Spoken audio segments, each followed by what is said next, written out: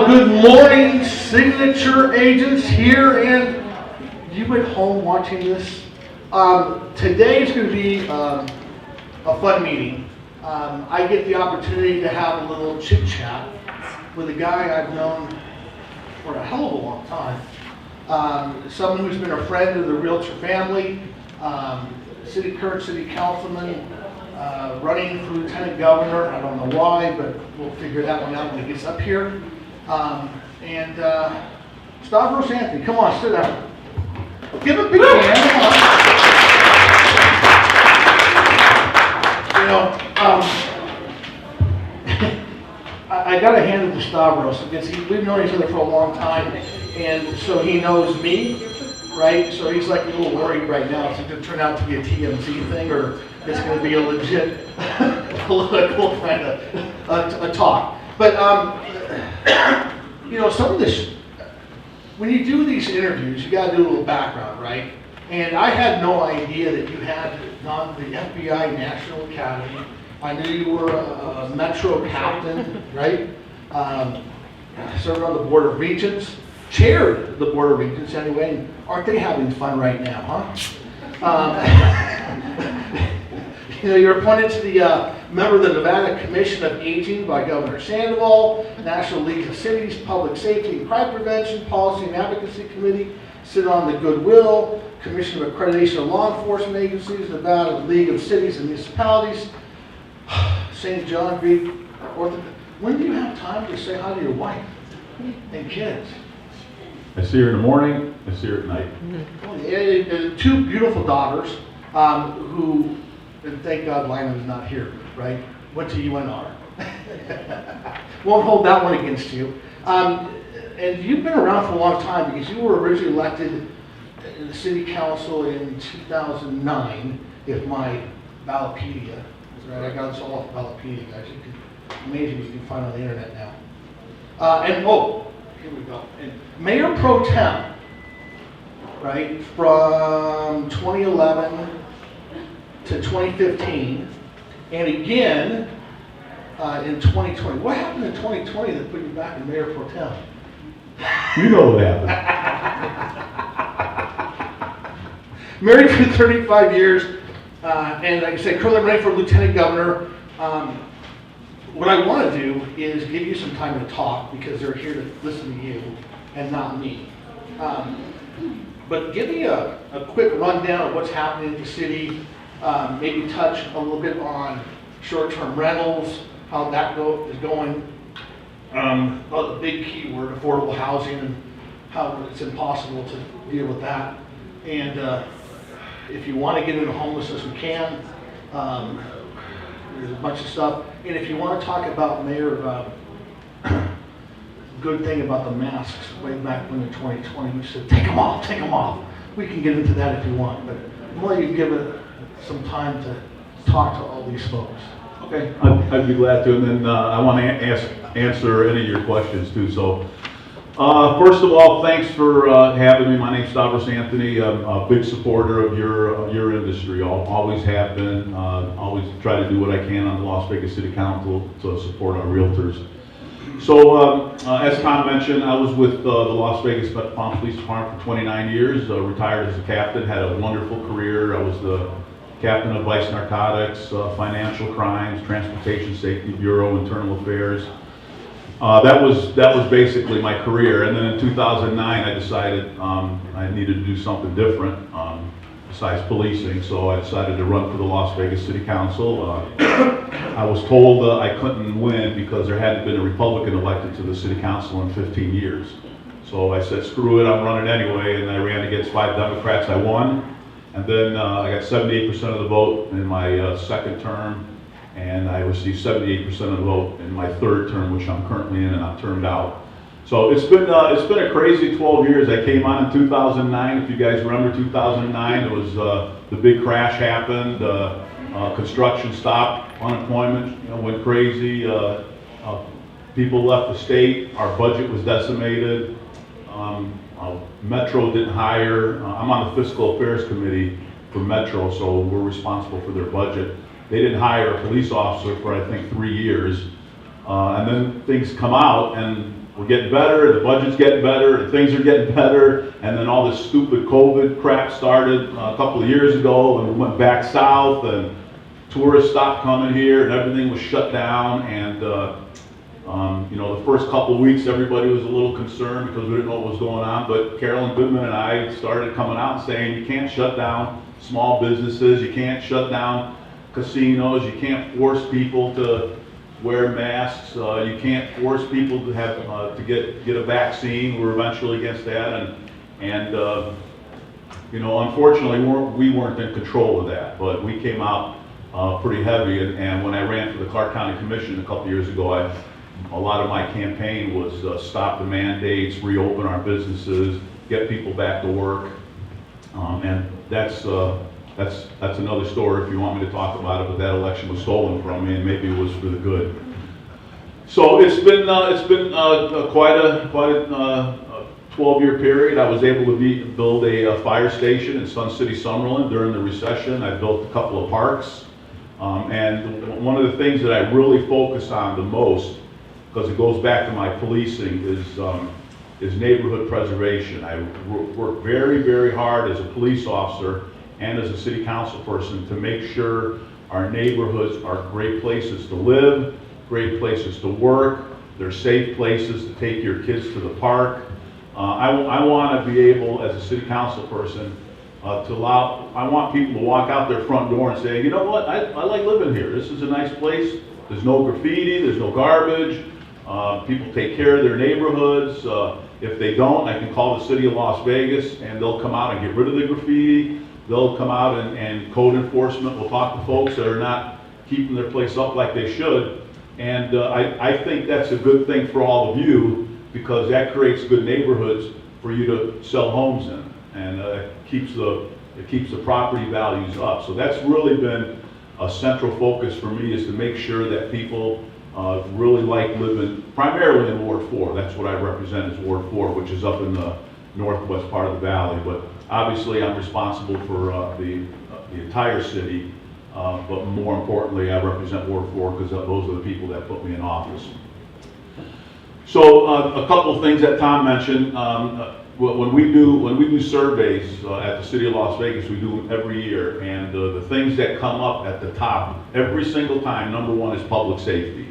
So that's a big focus of the City of Las Vegas. In fact, 70% of our budget, 70% goes to public safety in some shape. So we fund 40% of the Las Vegas Metropolitan Police Department's budget. We have our own Department of Public Safety, which has our correctional facility for misdemeanors, and our city marshals who patrol city property, city hall, do a lot of things downtown, because downtown is a big deal for us, and our municipal court, code enforcement, those sorts of things. So 70% of our budget goes to public safety.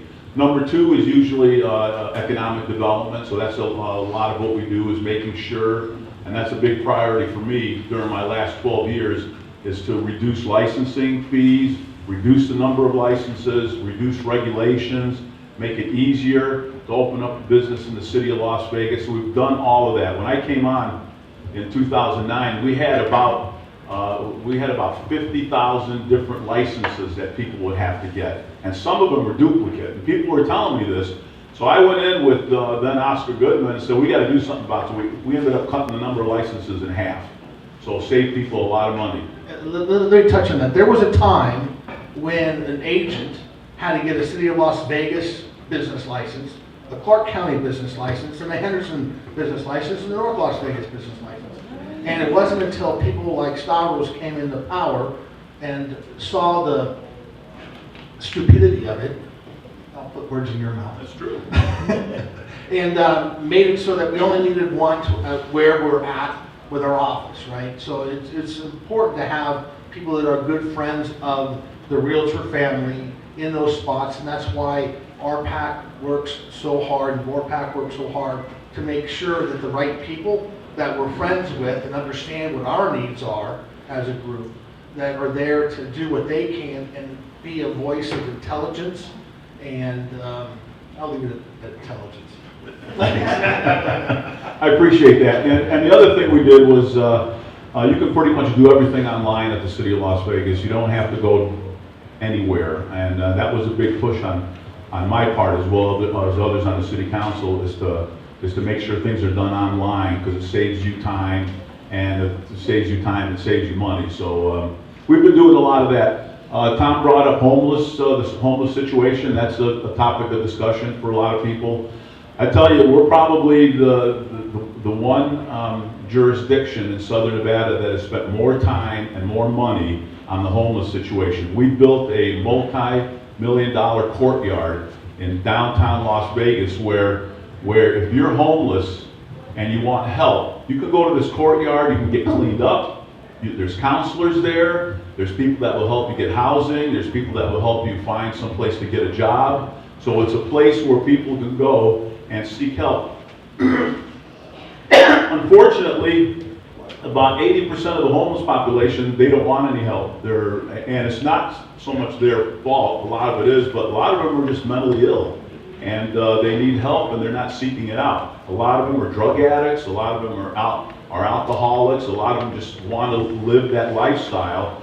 And we try to help them out, but we can only help out the ones that really seek us out. And if they seek us out, we have the resources. We put a lot of money into helping these folks out. One of the things we did that we caught a lot of flack over, but it wasn't from the general population, it was mostly these Marxist revolutionaries that showed up at our city council meeting. I swear to God, I've never seen this group come out in mass, except for when we sponsored an ordinance that basically said this. It said if you're a homeless person, you can't park and live on the sidewalk. If you're a homeless person, you can't park and live in front of somebody's business. If you're a homeless person, you can't set up a tent in front of a casino. You can't do that on Fremont Street. You can't live in the public right-of-way. So we decided to pass this ordinance. Initially, we sponsored it. It was a misdemeanor. So the way this was going to be set up, and this was all public record, is we were going to create these teams of city employees and police officers. And if they saw somebody with a tent on a sidewalk or in front of a business, they were going to go up to that person and say, all right, you have three options. Number one, you get up and move. You can't be here. You got to go someplace else. So that's not bothering anybody or causing a public nuisance. Number two, we have a van here. We'll take you to the courtyard and we'll get you some help. We'll have all the people there. They'll help you out. Or number three, you're going to go to jail. So you get to choose which one you want. And I don't think we've actually arrested anybody because most people take the first or second option. They probably don't want to go to jail.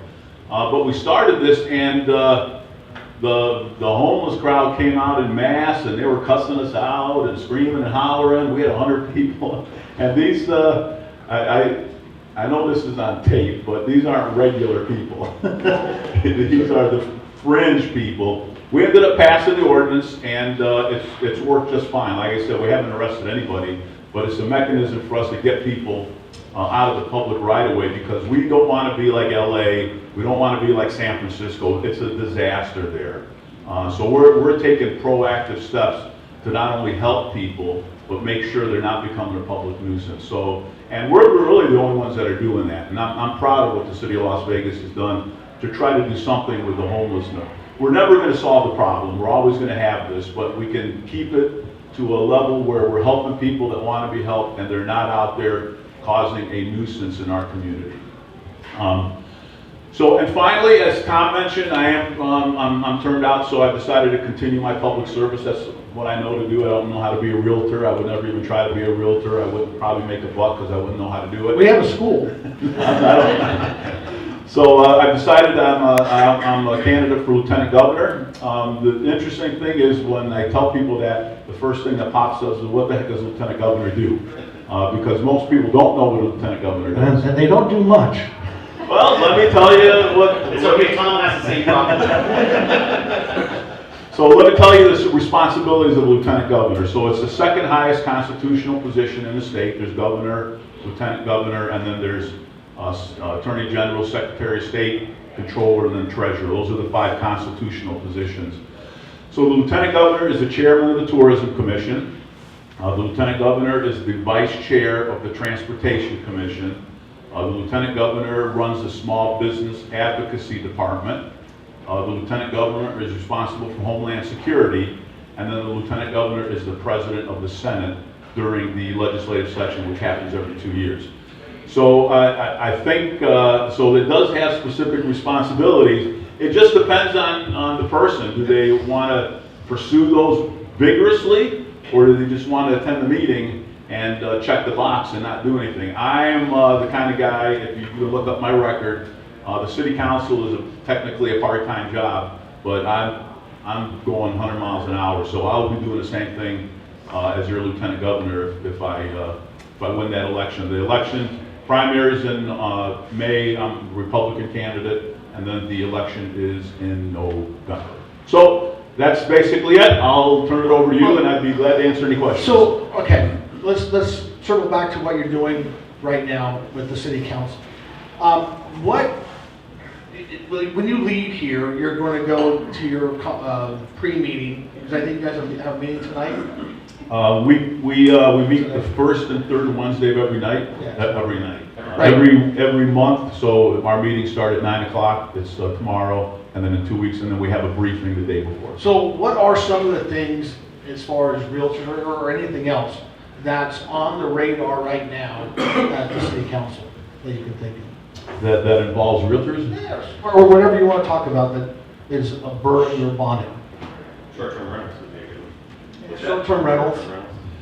Yeah, you know, we've gone around in circles with short-term rentals, and it's not on the radar screen right now. We're not talking about it. But we went from not having any rules for short-term rentals to setting up rules for short-term rentals to doing away with the rules for short-term rentals. So we're kind of like everybody else. It's just out there, and we're not discussing it. I don't know. I'm not sure if the Clark County Commission is discussing short-term rentals. It's just out there doing something. So we don't have any agenda items for short-term rentals coming up. Good. You know, half of our agenda is land use. It's zoning and variances and special use permits, things like that. So the one thing that's coming up tomorrow at our city council meeting is I sponsored an ordinance that the main thing was, if you want to own basically a tavern liquor license in the city of Las Vegas, it's always been $75,000 fee. But it's an asset. You keep it, and then you can sell it. If you get out of the business, you can sell it to somebody else. But we're the only ones that do that. No one else in Southern Nevada does that. Really, I don't know of anybody else in the country that does that. And when I found that out, I said, this is ridiculous. So I have an ordinance tomorrow that basically cuts that fee down to $5,000, and it's not an asset. You just pay the $5,000 license fee, and we have in the ordinance a way to reimburse people that have spent $75,000, so they get most of their money back. So again, it's just my way of trying to make it easier to open up a business in the city of Las Vegas. So we're going to have more. We may have more taverns because of that, but you still have to get a special use permit to get a tavern. There's still a 1,500-foot separation between taverns. We still have those in place because we don't want them opening up everywhere. But at least it's a little bit easier to open one up, and it's a lot cheaper to open one up. So I have that ordinance at our city council tomorrow.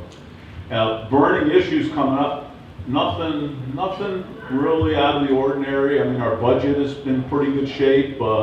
We just doled out, I think, $100 million in COVID money, mostly to nonprofit organizations. We went through a process of application and then reviewing the application and scoring the application. So some people got some of that money, some people didn't. But there's really nothing crazy going on at the city council right now. Well, except the one thing that is we do have 3 open seats on the Las Vegas City Council. So 2, 4, and 6, which is the west by Costco, the one north, and then the one farthest north. So 2, Victoria Seaman is currently there. She's running for re-election. My seat is open because I'm turned out. And then Michelle Fiore's seat up in Ward 6, that's an open seat because she's running for state treasurer. So that dynamic is happening right now. So, well, you can't, filing is So- over, so if you didn't file, you can't run. And let's break that down a little bit more and what it really means, right? How many people sit on the city council? 6 and then the mayor is. So 50% of the city council members, I don't want to be sexist, are either gone or up for re-election, and those 3 happen to be the 3 most conservative people on the city council. So again, I'm gonna harp on this, elections have consequences. And to have 3 really good friends of realtors, with being Michelle, Victoria Siemens, a realtor, and you heading out, holy crap. What's gonna be filled in, right? Who's coming in behind you guys and gals is gonna be rather interesting to see how the dynamics all work out. So it's a shame to see somebody like this go. Term limits, although it sounds great, has its consequences too, because you end up having great people that have the knowledge get washed out, right? And they don't have the opportunity to continue doing what they've been doing a good job with. I mean, we can vote them out, but we'll just do term limits too. Oh, is there a question online? Yes, we have a question online. So this one comes from one of our agents here at Signature. She wants to know her son or child uses public transportation to go to school, and they've said it's been taken over by homeless people, and they can't even use the bus to get to and from school. I don't know if you know anything about that, but she's wondering if there's any talks about that anywhere for city public transportation. Okay, so we're talking about public buses, not school buses. RTC buses. Okay, so I actually sit on the board for the Regional Transportation Commission. We're responsible for the bus service. We do the paratransit for people with disabilities. We do the regular buses. We're responsible for that. That's never come up at our meeting. If you could have her contact me, I'd like to know which route this is so I can tell our executive director to get on it, because we can't have homeless people bothering people that are taking public transportation. In fact, we've had a couple instances where homeless people have hurt people on public transportation. That's why we have a lot of private security out there. So I'd like to know specifically where that is, and I'll take a look at it, absolutely. Yeah, and that's one thing that I know all the city council members, you've been the greatest at it. I can always call up and say, hey, I need this car that's in the city, this vacant house, can I get rid of the car? And they'll come and take care of it, right? And code enforcement is great for those that don't live in HOAs. It's the person to call to have the stuff taken care of. Tanya. So you mentioned if you were elected as lieutenant governor, one of your responsibilities would be presiding over the legislative sessions, correct? What would be your scope? Obviously that affects us as realtors and also property owners, and what topics are usually presented during the sessions.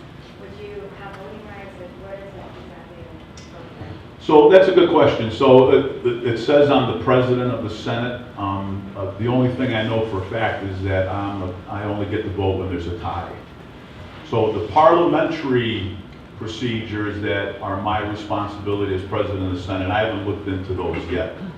But if the Senate is with my constitutional conservative values, I will be with them. If they're not, then I'm going to use whatever parliamentary authority I have to get in their way. So and I'll worry about that after I get up, because the session isn't for another year. So, but that's a great question. I just haven't looked up those parliamentary authorities yet. Brian. So you mentioned economic development as one of your areas too. So are there certain businesses or certain bigger things that are going to bring in some more jobs that are coming into Las Vegas that we don't know about, or that you can expand on? Well, the interesting thing about the city of Las Vegas is we don't have a lot of empty land. North Las Vegas has a ton of empty land. Clark County has a ton of empty land. Henderson has a ton of empty land. We don't have a lot of that. We have mostly infill.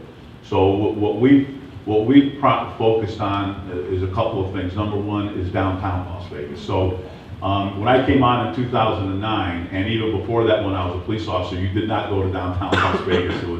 It was not safe, it was filthy, tourists didn't really go down there, it was a tough place to go. Locals did not go down there. And we've spent the last 12 years, and I'll give full credit to Oscar Goodman, he was the one leading the charge there, and I was behind him 100% supporting him. Today, downtown is the place to go. Go there Friday and Saturday night, there's thousands of people down there partying, having a great time, and part of that is trying to support the businesses and trying to support people opening up businesses down there. So in the redevelopment area, if you take a building, an old building, and you want to open up a business here, we'll give you $25,000 to help with the outside.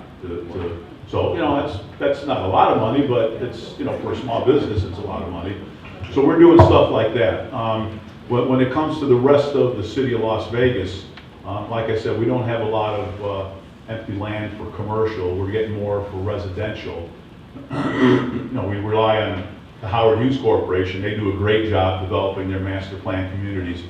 So, but my philosophy has always been, you start with low taxes, low fees, low regulations, low government involvement, and I think that's the place to start when business. I'm not really keen on giving tax dollars to big development. In fact, there was a soccer stadium complex, you remember this, that they wanted to put a major soccer stadium complex, which was a cool deal. It was going to be at Cashman Field. It looked great, the pictures looked awesome, the jobs it was going to create was fine, but they told us that this is going to be a $200 million project and we want you to put in half, $100 million. And not only that, the concept was we're going to take the money out of a fund that is used for public space, like parks and walking trails. That was a huge deal. It ended up passing 4-3. I was one of the 3 that voted against it. And then Bob Beers happened to be on the city council with me. We started a ballot initiative to get it on the ballot. And we caused such a ruckus after the 4-3 approval that they ended up pulling it. The soccer company said, we don't want to do this. So they pulled out. And we kept the $100 million, and I built a massive park in my ward with that money, and we built other parks in the city of Las Vegas and spruced up other parks. So I'm not really in favor of doing that. I'm okay with giving what are called like tax abatements or tax credits, where somebody comes in and says, I'm going to create 200 jobs, I'm going to do this, I'm going to do that with your tax base, but I need your help with the taxes I have to pay. Can we pay that over a 10-year period? If I create 200 jobs, can you cancel the taxes here that I have to pay? We can negotiate very smart contracts with big companies in order to bring them here, but we just can't give away the store. So I'm in favor of having those discussions and having those kind of contracts put in place, because I think they're eventually good for the state of Nevada. Anybody else? I know you got a question you're afraid to ask. Oh, yes, in the back there, purple shirt. It's maroon. We already talked about homelessness, we already talked about short-term rentals, affordable housing, right? Everyone has been talking with us about affordable housing, we've been talking about it on a state level. And so just the way you see it as a councilman and the rest of the council, how do you think it kind of sit there? We're seeing people try to start to throw money at building projects, but not necessarily solving the complete issue of, you know, those people getting to the projects and being able to use them. You know, that's a tough nut to crack. I mean, if people want to come to the city of Las Vegas and say, we want to build affordable housing, well, what exactly does that mean? I mean, where's the land? What do you want us to do? We have those discussions, but it's a little tough. So, to give you a perfect example is, you know where Desert Pines Golf Course is? Down at Eastern, Pecos and Bonanza. So what we've decided to do is we've decided as a city that we own the land there, and then we have a golf company run the golf course. So what we have decided to do is to try to be a partner in affordable housing, and we've decided to buy out the contract. There wasn't that much money to buy it out from the company. We're going to shut down the golf course, and we put out a request for proposal for somebody to come in and actually build a enormous affordable housing, nice, something complex there with a park and affordable housing and walking trails. And we don't want anything like, I remember being a police officer on the west side in the 80s, and we had the federal housing back then. They built these stupid cement, ugly housing projects that had no amenities at all, no parks, nothing. And it was a terrible place to live. We had to go in there, police the place, and it was a disaster. Now it's all single-family homes that are on the exact same property. It's beautiful. So that's what we're doing today when it comes to affordable housing. So we're trying to do what we can. So we're waiting to see who comes in with a project, or maybe multiple companies come in with a project to build something there that is more affordable housing type. So that's what we're doing today. And I also think as a constituent, right, you're so worried when they talk about affordable housing that we're talking about building projects in your neighborhood, right?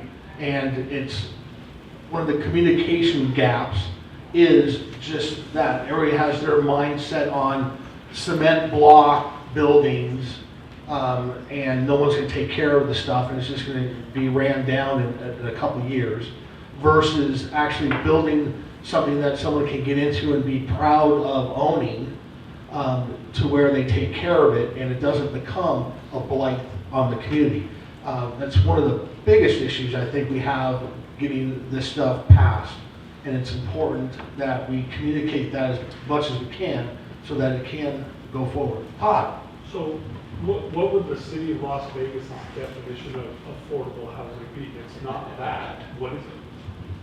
I know what we're not building, but what are we building? That's a great question. We don't have a definition of affordable housing.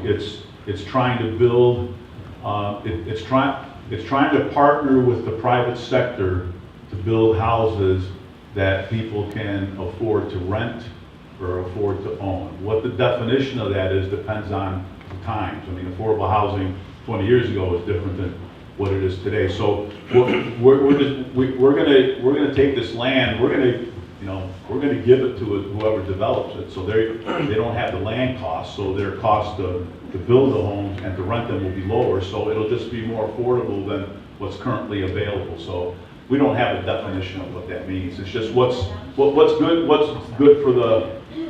for folks that can't afford $500,000 for a house.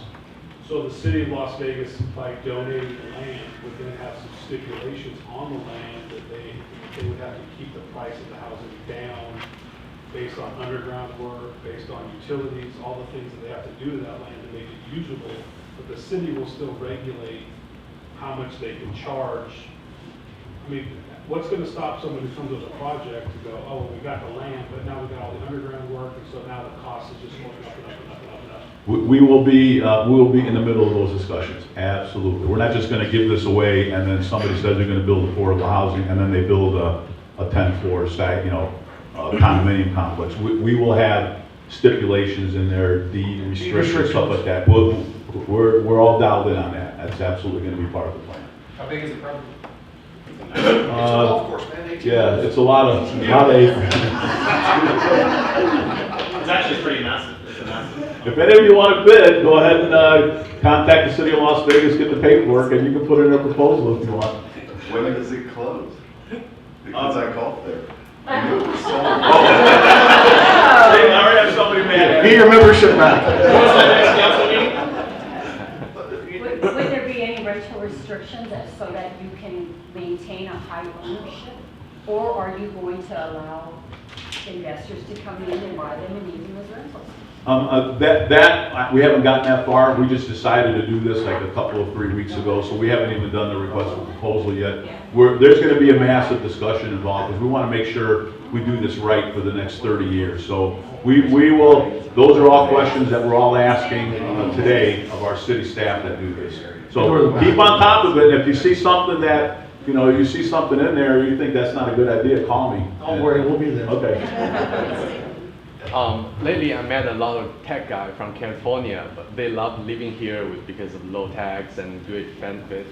But there's no big technology company coming here. Do you see any trend like attracting great company come here? We're actually already doing that. If you go downtown to the Bank of America building down there at 4th Street, The first floor is a tech cubicle center where people can come in with some tech ideas. They can actually set up their office there, and they can work there. They work with our city IT folks, and they can actually start up a business there, and some have already started. So, and we just expanded it. So we're doing that in the downtown Las Vegas. So that's the beginning. I hope that grows, but we're already starting to see people coming here and doing something like that, and we want to help them. Hang on, I got one of the. No, my question was, were they gonna let investors come in and buy up the whole place? No. That was my question. I'm pretty sure that won't happen. It's my investment. Hey, you brought up golf courses, so you opened the door. So I just want to put it out there. Paul Beer's killer? Yeah, we've had a lot of these golf courses close, and I live in Silverstone Ranch, right? And so those things that change out there, I think that's a great idea, right? It's land that's available and land costs are rising. What do you see happening with some of these other golf courses ultimately? Because we have more golf courses per capita than most cities in the country. It's my understanding, and I have to double check this, there's a moratorium on building golf courses in Southern Nevada. I don't think you can build another golf course here. I believe that. Not like we need one. Yeah, so we're not building any more golf courses because of water. We're putting in these restrictions, like you can't, you gotta get rid of grass over a certain period of time, and I can talk more about water, but, so you're not gonna see any more golf courses. And, you know, Silverstone is unique because it's privately owned. Badlands closed down, that's privately owned. You may see some other golf courses that shut down, but I don't know any other golf course that's talking about. Legacy was going through a period, but they resolved that they're going to stay open. So I think you're going to see the golf courses staying there. They're just redoing the landscape to get rid of a lot of area that they have the water. John? Yeah. To build upon what you were saying about the Bank of America building, and sounds like a tech incubator you're talking about there. We know that Tony Hsieh bought up a ton of property downtown, and he did have if it's still there, he had an incubator as well. I forget, they had a name for it. I went to a couple meetings down there. What is his death? You know, how is that affected? Because I know he bought so much, and he was instrumental in the renaissance of downtown, and if that has affected us poorly with him being gone. Well, you're right. He was instrumental in the renaissance of downtown. Absolutely. You know, right now there's a big fight over his assets. So we just got to wait and see what happens at the end of the big fight. Who owns what they plan on doing with that property. We still want to support the Tony Hsieh philosophy in downtown Las Vegas. But these are private properties, so we just have to find out what the new owners want to do. And whatever we can do to support them, we will. With Badlands, what's going to happen with that? So that's all in court. Yeah, It's all in court. We've had court judges rule in our favor. We've had judges rule in the developer's favor. We're going to the Supreme Court. There's like 4 other cases that are out there. So What I is don't the know. city's favor? What's that? What is the city's favor? What do you guys want to see happen? What do we want to see happen? We want them to, I mean, the developer already has the rights to build a condominium complex there. They can do that today. We already approved like a 430 unit condominium complex. You know, if the developer wants to come to the city and say this is what we want to build there, we have to, you know, approve all that stuff. We'll take it. High rise? What's that? Is it high rise? What's currently The condo that they have. the condo I think is like a 4-story condo complex. It's not a big high rise. It's on the east end of the right next to Rampart and Alta. That piece right Closer there. by all the commercial. Yeah. So it's more like a 4-story. The rest of it, you know. Anything else before I let you go?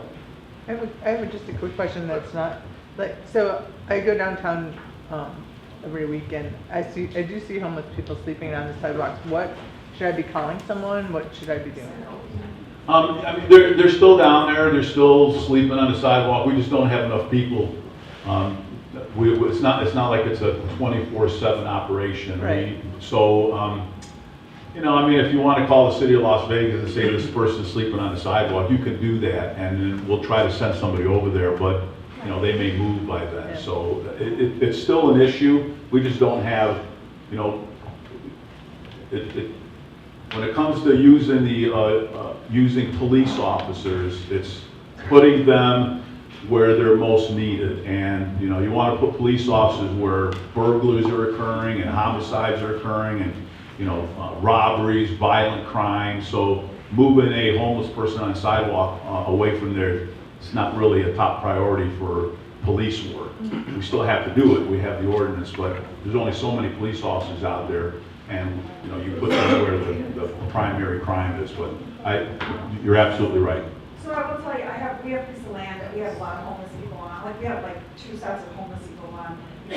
Cleaning it out, cleaning up the bushes, so they don't go on there. We actually get fines. Well, they're gonna give us a fine if we don't get the clean up, and we do call COP for that. I don't know if that's county or if that's city.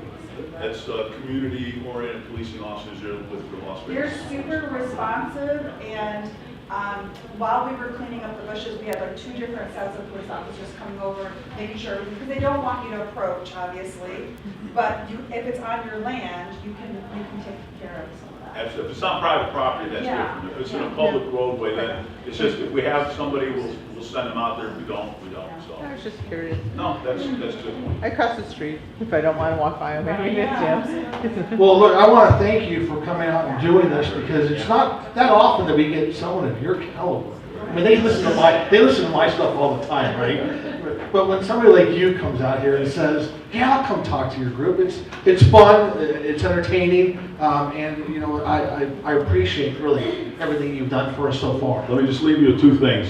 First of all, I told you how neighborhood preservation and improvement is important, and that's what this is here. So I think the realtors that are kind of at the front line of keeping our neighborhoods in good shape. So if you have a house for sale and there's a bunch of crap in your neighborhood, that's not good for your sale. If it's in the city of Las Vegas, here's the numbers to call and say, hey, I need graffiti taken off of this wall, I need this street cleaned, I need this junk car. Because if we get rid of that stuff, your house is going to sell a lot more than it currently is. So please utilize the city of Las Vegas. And the second thing I'll leave you with is I'm Stavros Anthony. I'm running for Lieutenant Governor. Please vote for me.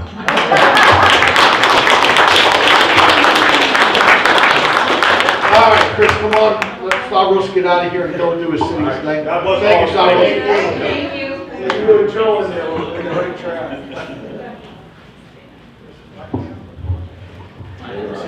See, he won't let go of a microphone once he gets one. That's Tom. Thank you so much, guys. We hope you enjoyed this. We've got some other stuff for the meeting planned for just a minute. I want to be really clear. Signature is not getting political, right? But we do feel it's extremely important that you know the realtor champions, just like Stavros, that have gone out of their way to keep us in business, and that we are getting political in. And so I've talked about it before, the Realtor Champion Program. We've got a number of realtors that are actually running for office, and so we're going to parade some of them through. One of them is a competing broker, Haiti Kasama. And Haiti and I went up through leadership together. She's an incredible person. I think my mother got her to serve on her first committee. It's only 1 meeting a month. And she's now a sitting assemblywoman. And because of her, we were able to get a number of bills passed that protected our industry from tax and the margins tax and things that we went through. So she's up for re-election. And so if you see her name on a ballot, I'm going to tell you something interesting about her that people don't actually know. When she ran for office as a Republican candidate, the Republican caucus came after her because she voted for a Democrat prior. Why do you think she did that? She voted for a Democrat. She voted for a Democrat in previous elections, and they could see that she endorsed him. That candidate was a realtor champion. And she was a realtor in the business protecting the industry, and she was one of our leaders as a president of the association. And she actually went out of her way to be public about it. And that just goes to show you that we're not serving Republicans, we're not serving Democrats, we're serving realtor champion candidates. So you will see a couple of those down the road, and look forward to that. A couple updates about the company. So if you guys haven't been downtown yet, Keith Lynham is planning some additional courses and classes. We're going through a slight remodel of his office down there to add some workstations and a conference room. I want to remind everybody that you need to make an appointment to go down to that office because they're not on a key fob system yet or keys. But if you do need it, just reach out to Keith. He'll make arrangements. He is going to try to be in the office most days down there. But it's a nice little office to go down and meet people at. It's perfect for downtown. Sun City office is flourishing. There are people there every day. And as computer stations have not been accessible here, people have been using the ones over there, which is really nice to see. We've got a few small desks in a shared office that are still available. So if you want an office location over there, but you want the whole office, reach out to me about that. We're through the process of submitting permits on Montecito. It's been a labor of love. We actually got to see what the polished concrete looks like. We picked out the paint, we picked out the texture, we picked out the silver color for the ceiling. All of that is in plans and it's been submitted. We should have asked them about permits because that's the biggest pain in the butt going on right now. But it's been submitted for that. And our completion date is looking like it's going to be the end of July, beginning of August, if everything went perfect or if it doesn't. What year? I used to like you, but now I like you a little bit less. That's funny. That was good. You caught me off guard with that one. 2 weeks. Here's what we are going to do. I have 26 private offices for that Montecito building, and I've had a number of requests. And so I'm having some massive plans drawn up so that I can actually sit and show you what the office looks like. Brandon and I are trying to coordinate to get into the space and have a meeting where you could come there and actually walk the open space and pick your office and reserve it. So if you have a desire to do that, I'm probably hoping to do that the middle of May, because it would make a lot of sense for that, and you're not invited. And then for this office, so you can see that they're working over here, and no one was going to stop them during the sales meeting because we needed to get done. The countertops should be in 2 weeks. The countertops should be in this week.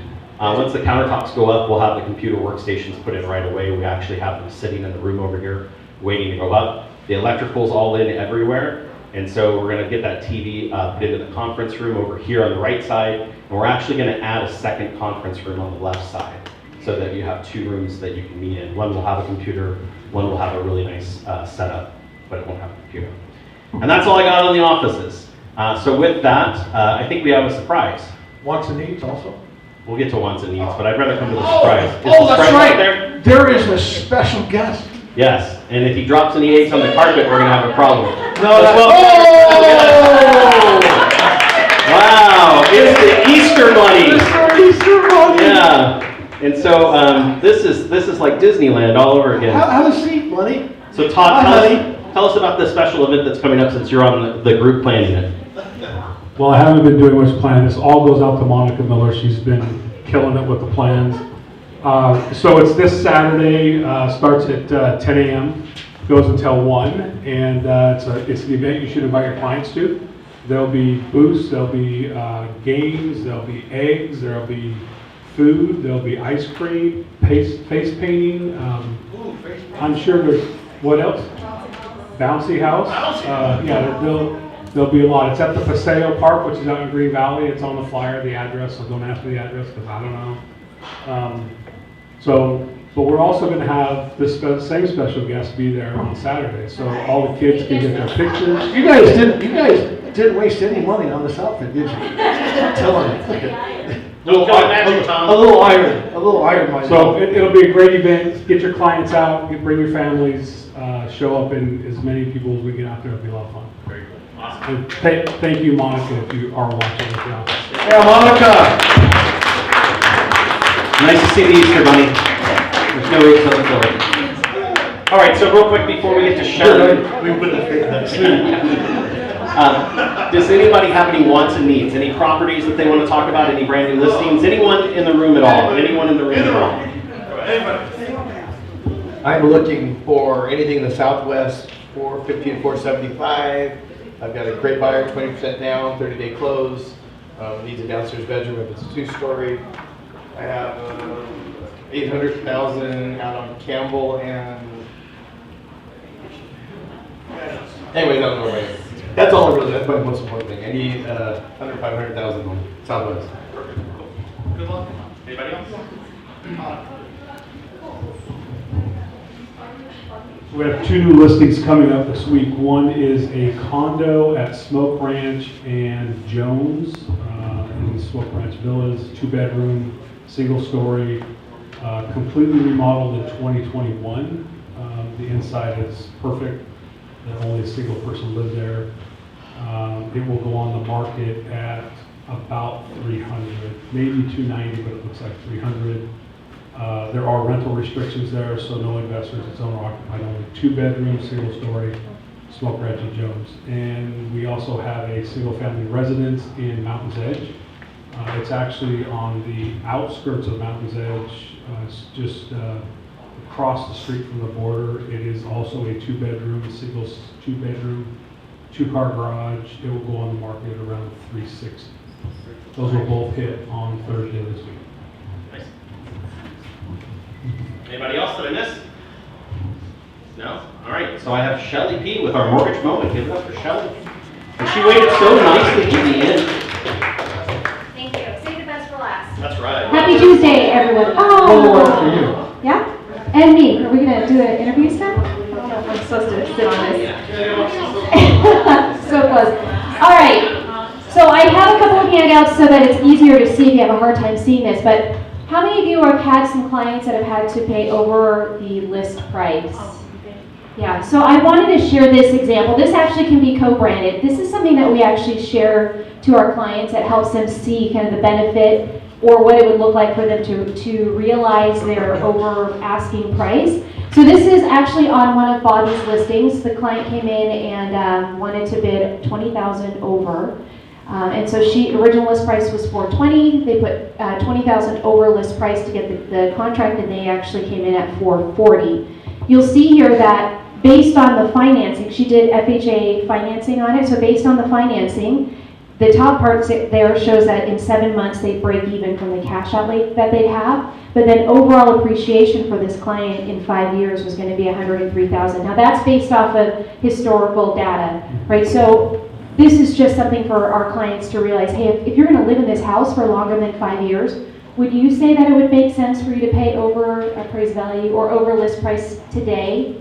A lot of clients have a hard time making that conceptual picture there. So wanted to share that with you. This can be co-branded. So on the first page, you'll see, actually I think I put it all together on that one page. The other thing that's on there is your buying versus renting. So same scenario. Perfect, beta is amazing. Okay, so on this, can you move it over just a little bit? If you were just to look at the differences between renting, so in this particular case, the buyer is renting, it was about to step up to a $2,000 rent. You'll see that if they were just looking at rent versus buy, the payment was actually going to be a little bit more. So over the course of 5 years, as you see, if you were to stay in that same home, renting it, it would get into like the $2,500 range, which then would make it actually, the mortgage payment would be better.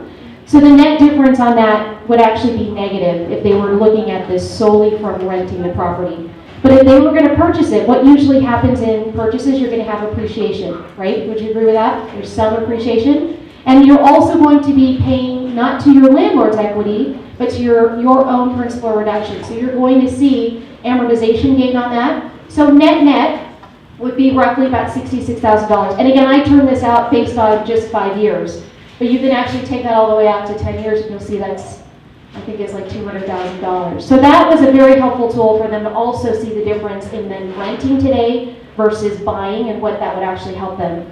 The other piece on there is the cost of waiting.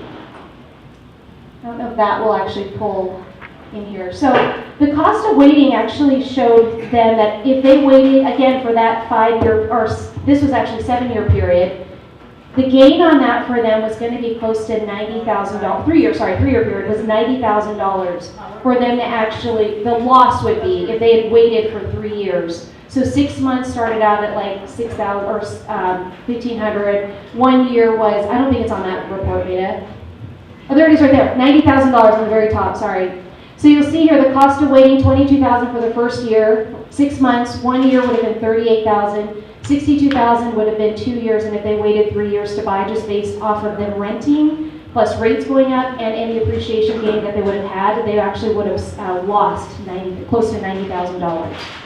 So a lot of this is how you see things, right, in the perspective of what you portray to our client. So I wanted to share this. All of these things that you see here, we can actually co-brand. So you'll see Bobby and I are on here. We do our open houses, and this is one of the things that we talked about. So if you want this, all of our Prosperity Lending Loan Officers have access to this. We just have to get your pretty headshots on here and all of your information.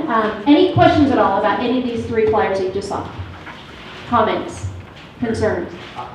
Look, if you guys aren't using this stuff, you're flipping crazy, right? I mean, we have it in-house, ready for you to go. Give them a headshot, and they'll put out this kind of stuff that provides value. And I talk every Thursday about providing value and how to make yourself, set yourself apart and make yourself different. And it's right here. And all you gotta do is flip and use it. Who do we specifically reach out to? Say that again? Who do we specifically reach out to? Whoever you want to use for, so any of our prosperity lending loan officers, so Myra, myself, Tony, Jason, Gabby, Beverly, Jared actually made a preview in here, I think on Tuesday, yes, Monday.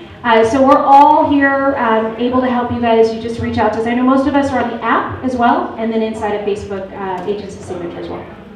Cool, any questions? All right, thank you. So we're going to end the meeting with Janet. Janet has a special announcement. You want to do it from there or come up here? Turn to the camera. Okay, so first of all, do you know what today is? Tuesday. Day after yesterday. It's April 5th. You know what that means? 1 month away from Tuesday. Your MLS fees are actually late if you have not paid your $300. But you're given a grace period to the end of business today. If you don't pay your MLS fees with no late fee, by the end of business today, you will be cut off from MLS, and you will also incur a non-refundable $50 fine. So to pay your dues if you haven't paid them. The other thing I have is last week I had talked about the scholarships for realtors for designations. I had more text messages about where do I find out that information than I think anything I've had lately.